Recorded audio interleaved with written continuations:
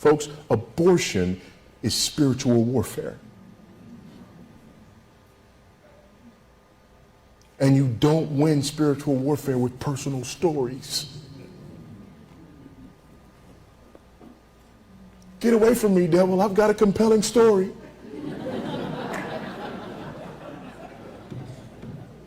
Bless your soul. It's spiritual warfare. What we just read from this woman, this is spiritual warfare. That's evil.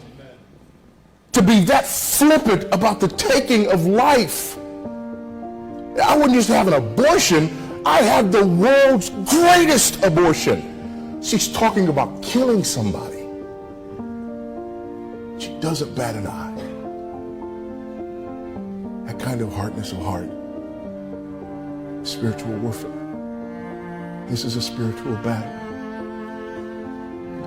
So what is our message to the culture at large? Our message to the culture at large is that gospel message. And here's what we see. That Christ, through his incarnation, vindicates, validates, and verifies the sanctity of human life at every point, from conception to natural death. How? Folks, he could have come to this world in any way, shape, form, fashion he chose. God chose conception and every step of the birth process, thus validating, verifying the sanctity of human life while it's in the womb, all the way to the end of life, where God the Son experiences death, thus validating and sanctifying even that part of our experience. But here's the other thing. He also validates and sanctifies human suffering. God the Son suffers and dies. He doesn't just die. He suffers and dies.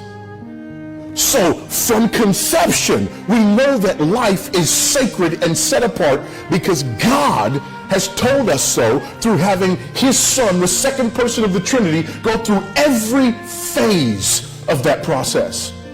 The human life and the human experience itself is validated and verified and sanctified by Christ because he experiences it. Death as a part of human life. He experiences it, and suffering prior to death. So that whether we're talking about protecting babies in the womb or protecting people when they are weak and frail at the end of their lives from being cut off from the suffering that Christ validated,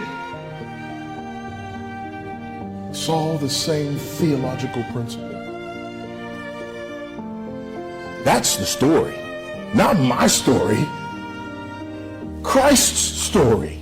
That's the one that gives us the biblical theological foundation upon which to build our argument. He even validates human sexuality and the way that we use our sexuality. Whoa, now wait a minute now. I hadn't heard about stuff like this. Never think it was a movie about that. You know, Jesus, he didn't do no sex stuff. No, actually, he didn't. But his first miracle is performed at a wedding. The motif that he uses to communicate his relationship between himself and his followers is that of betrothal, a wedding, and consummation.